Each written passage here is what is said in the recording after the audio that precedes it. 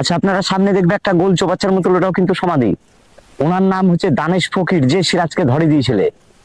ব্রিটিশরা দাঙ্গা পিটে ঘোষণা করলে যে নবাব সিরাজদৌলাকে ধরে দিবে তাকে 1001 টাকা মুদ্রা দেওয়া যাবে। তখনকার জামানায় 1001 টাকা মানে বিশাল ব্যাপার। আর এই দানেশ ফকির ছিল এককালীন নৌকর মাঝি। 1757-তে শেষ যুদ্ধ হয়েছিল সিরাজের সাথে পলাশি। সেই যুদ্ধতে নবাব সিরাজদৌলা হেরে যান, তো ছদ্মবেশে পালিয়ে যাচ্ছিল, বিহার পূর্ণিয়া পালাচ্ছিল। সে কিন্তু সেই নদীপথে পালাচ্ছিল, ওনার খালা কিন্তু মানা করেছিল। তবুও নদীপথেই পাঠাচ্ছিল। তবে নবাব সিরাজদৌলা সব ড্রেস চেঞ্জ করেছিল, কিন্তু ওই পায়ের নাগরাজ জুতোটা চেঞ্জ করতে পারেননি।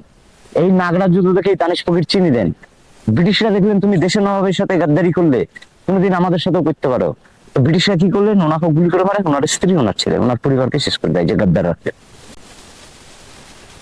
পরিবারদের দেখা বলতে সামনে দেখবে একটা মিডিল কার সমাধিটা, নিশ্চয়ই শুনেছেন আপনারা, যে উপায় নাই আর গোলাম হোসেন। এই গোলাম হোসেন হচ্ছেন সিরাজের দেহরক্ষী ছিল, বডিগার্ড ছিল। কেননা ইনি সেই পলাশির যুদ্ধতে দিয়েছিলেন সিরাজকে দেশ। তবে সিরাজ ওনাকে একদিনকার জন্য সিংহাসন দিয়েছিল। দুই পাশে দুটো দেখছি আব্দুল হোসেন আর সাব্দুল হোসেন, এনারা ছিলেন দুই ভাই, যাকে বলা হয় হাফসেন খোঁজা। এনারা লুৎফুন্নেসার কাছে থাকতো বডিগার্ড। তবে লুৎফুন্নেসাকে কেউ মেরেছিল না, উনি পাগল হয়ে গিয়ে মারা গিয়েছিলেন।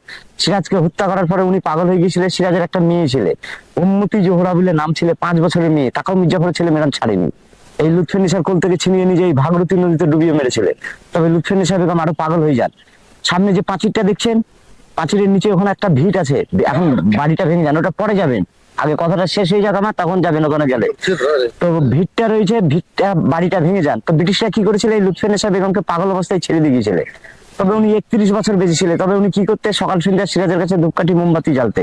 তবে উনি মারা যাওয়ার আগে বলে গেছিলেন, আমি যদি মারা যাই যাতে আমার স্বামীর পায়ের নিচে যাতে সমাধিটা হয়।